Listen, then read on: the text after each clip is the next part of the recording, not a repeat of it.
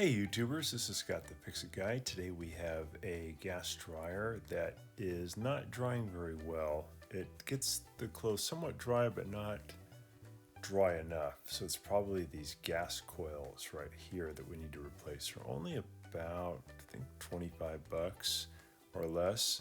Here's the part number here, but we will put a link in the description below to help out. But it's a very common problem that a lot of gas dryers have, where after about 4 or 5 years of use, they just don't allow the flame to stay active long enough to really dry the clothes. But by replacing these gas solenoids or gas valves, you get your dryer working really good again. So to replace it, we unplugged it, we pulled the filter out, and now we're going to remove these two Phillips head screws. They were underneath where the filter was pulled out. We have to get these out first before we can lift up on the top panel. So we got those two out. We're going to use a paint scraper to push in on two plastic spring clips. First of all, make sure we have it unplugged. And these two spring clips are holding on the front of the top panel. I'm going to push in with the paint scraper about 3 inches in from each corner. And now I'm going to lift up the top. It just hinges. Make sure it's not going to come falling down on your fingers. I'm going to disconnect this little white modular connector by prying it apart. I'll remove these two screws here at the top left and top right, because I want to remove the front panel. And after taking those two screws, I'll be able to lift up on the front panel, and the bottom right and bottom left corner will come free of two clips. But to get them free, I have to lift up maybe on one corner at a time, and I can get the front panel off of the two clips and get it out of the way. So there's the one clip, just let go on the left, and here's the one on the right. So I got the front panel off, we get that out of the way. That's going to give me really good access to get to the gas coil assembly. A couple ways you can do it. One is you can just leave the drum in position and you can kind of wedge it up with something to get it out of the way. You can remove these two wire modular connectors. You just pull them right off the gas coil. And there's just one Phillips head screw that you have to remove to get the gas coils off. But you may find that you don't have a way to get there. This angle tool that I have hooked up to my driver could do the trick, or you could pull the belt off and get the drum out, and then it's easier to get to this one screw. So you can just pull off these modular connectors, and right where my index finger is pointing, right here in between the two gas coils, there's a little Phillips head screw, and you just pull that out lefty-loosey, and you can lift off the old coil assembly. And then the new one just slides right over these two silver metal posts that we can see right in the middle of the two gas coils. So the whole assembly just slides on there. And then you just put your Phillips head screw back into position, and you just tighten it up with Phillips head screwdriver. Probably rather than a regular size Phillips screwdriver, a smaller head, like they call a Phillips 1 instead of a Phillips 2, would probably fit that screw better. Get that really tight, and then you can go ahead and put the modular connectors back on. One of these has 2 holes, it goes to the right, and the other one has 3 holes, and that goes on the left side coil. So now we got those on. We're going to put the drum back in. We're going to put this tensioner in these 2 little slots. It just helps to keep nice good spring tension on the belt. So we get that in position, and we can put the drum or tumbler back in. We'll slide it in, and then we can get the belt back in position, and then we're gonna go down.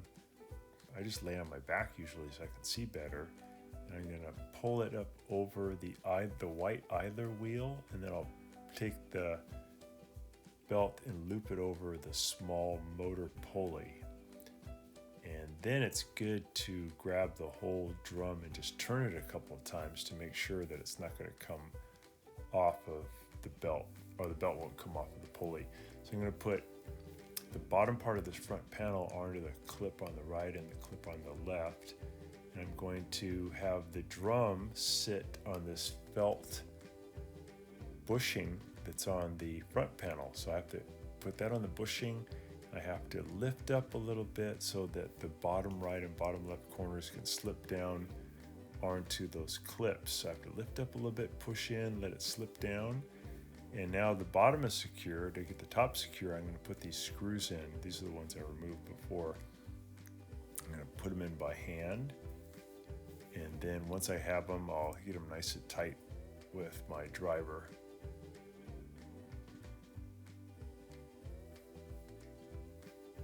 And with these new gas coils, you'll get a flame lit up that'll last for about 3 to 3.5 minutes. And that's a really good flame duration that'll give you a lot of good heat, and your dryer's going to dry a lot better.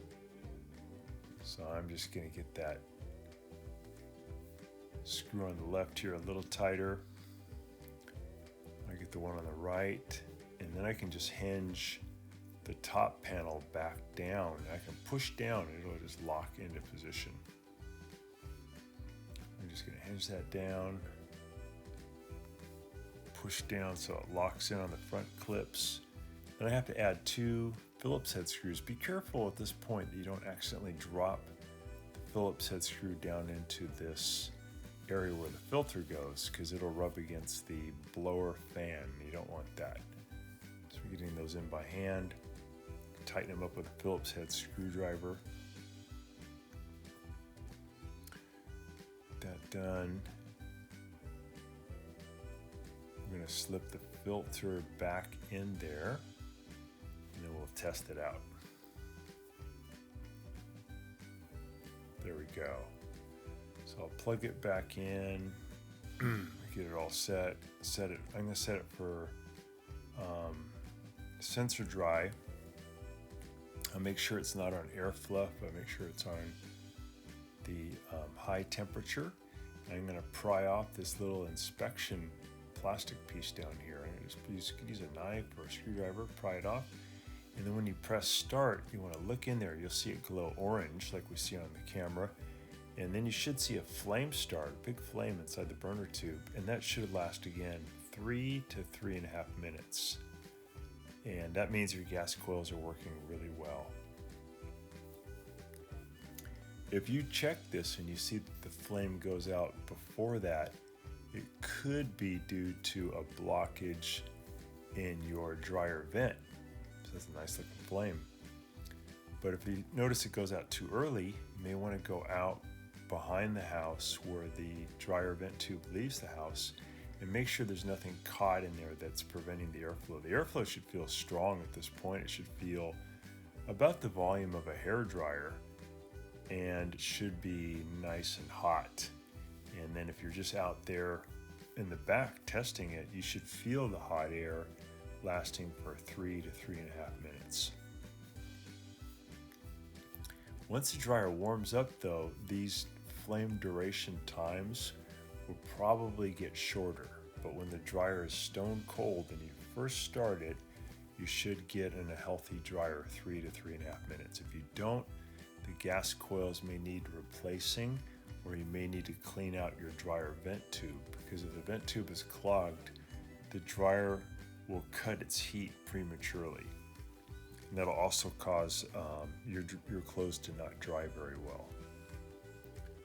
So we're doing good though. We're getting about 3 minutes and 15 seconds. So that's a good heat duration, and that's a sign of a healthy dryer.